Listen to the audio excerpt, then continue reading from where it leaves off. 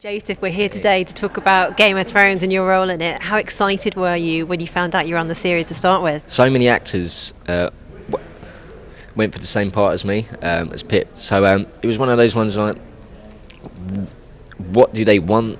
What are they looking for? I must have had a look on Google. I had to look at Pyp in the books, like a drawing of him. And he had pointy ears like me. And he had dark hair. He's kind of my build. And I was like... And I found out J.R. Martin, as soon as he saw the video of me, he was like, "That's Pyp." Oh. So I was overjoyed when I got the part, and I couldn't stop jumping up and down really, because this is like the biggest thing I've done in my career. So what's it like playing Pyp? He's a really fun character to play because I like the bits between him and Grenn and Jon Snow and Samwell. You know, Pyp's kind of like. He's a kind of quiet one, but when he has stuff to say, he'll just say it. And then like the things with Grenn, when Grenn says something stupid, you know, Pyp will be like, you know, he'll say something basically to like downgrade him a bit, and then Grenn will get angry and kind of like chase me or run around Castle Black, chase me or something. And so yeah, playing Pyp. We haven't seen that much of Pyp or what he can actually do.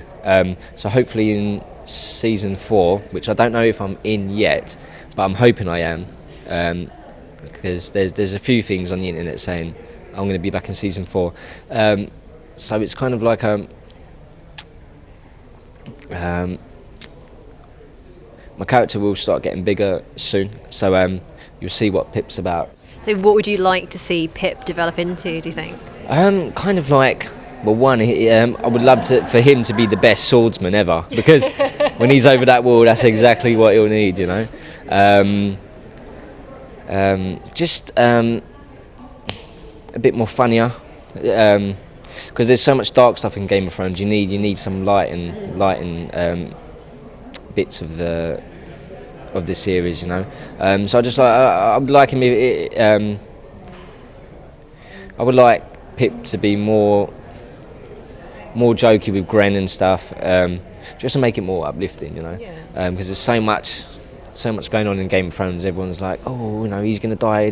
Who's going to die? Who's going to die? It's all about dying, you know. He's going to be totally different, Pyp, when he goes obviously over the wall, because you know he's not going to be playing the jokey.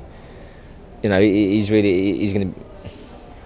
scared, you know, really going over the wall, knowing there's White Walkers over there, knowing you could die.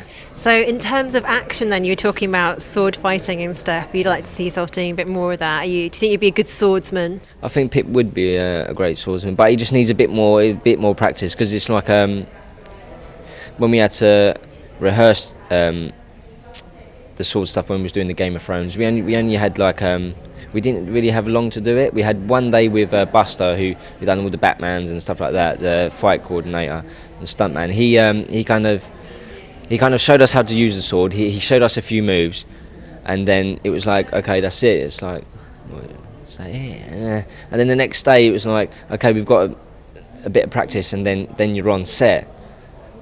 And like, okay, they're not real metal swords, but they were wood, you know, and stuff like that. But if you don't do it right, you're gonna end up hurting someone still, you know. You mentioned some of the people that you are on set with on the show. You mentioned Kit Harington, you're in there as well. Yeah. Also, there's Jon Samwell Tarly. Exactly. So how is it working with these guys and the other people you're on set with as well? It's just really seeing them as well. It's just like half the time they're just sitting there, just looking around, you know, and they're like just amazed that they're on the show as well. And then you like sometimes you can see that, and it's like, yeah, I'm still like that, you know. But Kit's amazing, Jon's amazing, Mark Stanley, who plays Grenn, he's amazing. Who have I missed out?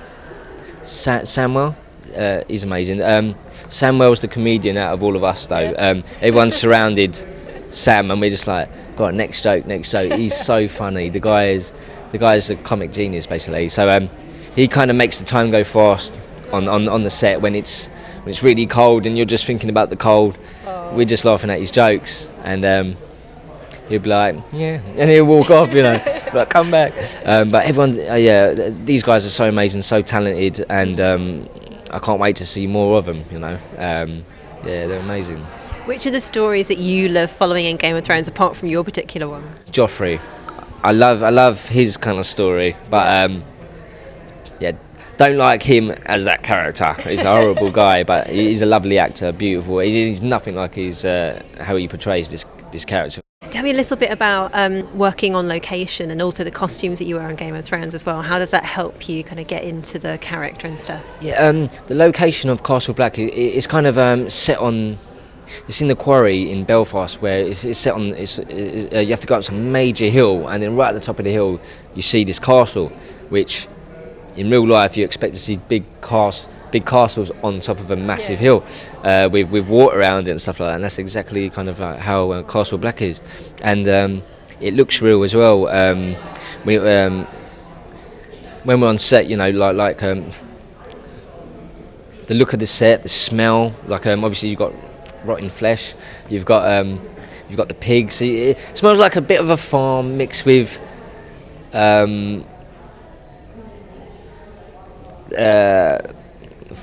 fire, coal burning world. Yeah, exactly. It's just amazing. And the last time when I went back for season 3.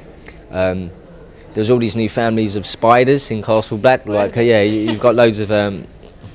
They've made their own houses. It's just like because it's just sat there. Like a lot of sets get taken down, put back up, and then.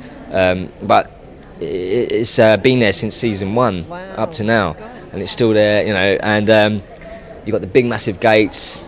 When you watch films with the big gates, you think, "Oh, I wish I was in one of those films." And like.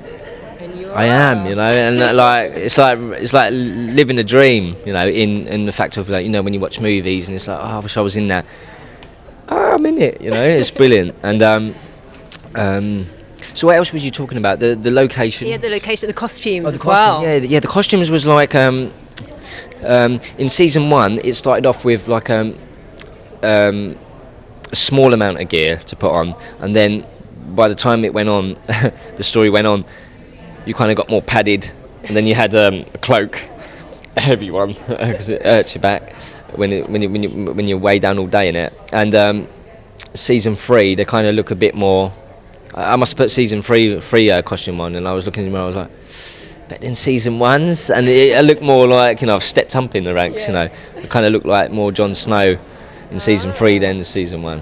It's not a spoiler, but you need someone to help you. You can't put it on all yourself. You can only put your trousers on, but like you need someone else to help you put the costume on.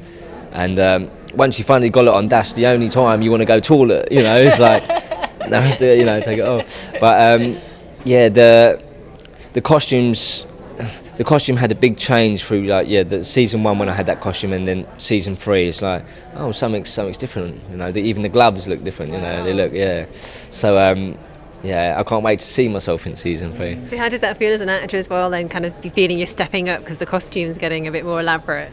Kind of like getting scared because I know like the character's going to be going over the wall.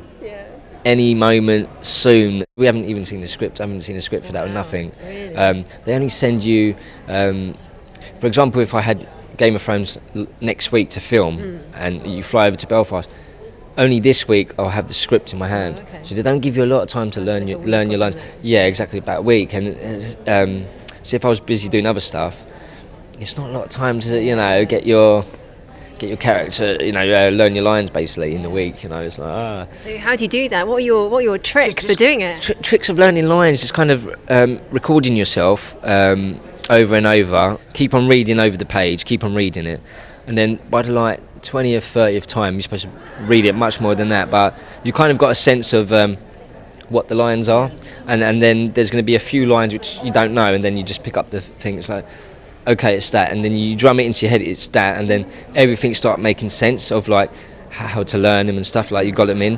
And then another good way of learning, like once you've learned them, try and write it, and then try and match what you think what the lines is. Try and match it with the script. It's like, right, that line's right, and then if you write it, how you write it is how you say and think and say it as well, you know. So it helps you deliver the line as well. But other times it's just put it on record, just listen to it all day long, and just let that go over, you know. Make that your like sometimes you come home from a hard day's work, you put on the CD, chill out.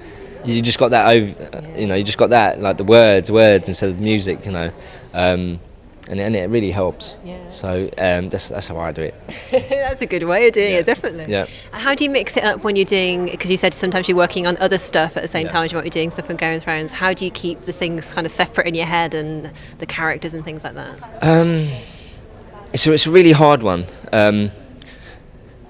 Because right about now I've got like 4 different things I'm doing, and the 4 characters totally different from each other. So it's kind of like in one of the films I'm doing at the minute, it's kind of like a comedy. I'm playing he's like a druggie. Is that Hooligan Factory? Yeah, the Hooligan Factory. It's kind of like I'm playing like a druggie, but it's not all about.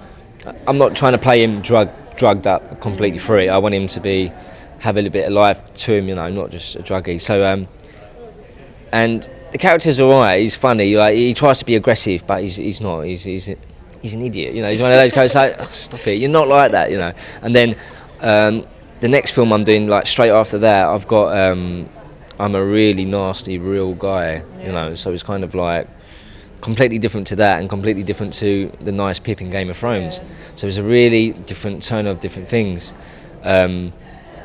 So it's really hard, but it's like you just kind of, you've got to concentrate on one job at a time, because like when I got all these films, it was like, oh, I've got to read every script like different days. But what I found is, like, because I'm doing a Hooligan Factory, I'm only going to concentrate on the Hooligan Factory. As soon as that's done, all my lines are done, I just got the actions, then I move on to the different script, which is Vendetta, starring Danny Dyer, and then I have to start learning the lines of that. So that's how I kind of making it easier for me to understand, right, this character's from this world, this character's from this world, and stuff like that. Yeah. And after a long day of, you know, learning lines or being on set, you know, doing all your business and wearing these heavy costumes and stuff for Game of Thrones, if it's that, how do you relax? How do you chill out? How does Josef Altin relax? A nice hot bath with candles. Don't have to be with candles, but a nice hot bath and a beer. Very good. Yeah. Nice one. Excellent. Well, it's been lovely to speak to you, Joseph. Look forward to lots more from you as well. Look forward to season 3 and the Hooligan Factory and all the other films too. It's been lovely to meet you. Oh, thank you very much.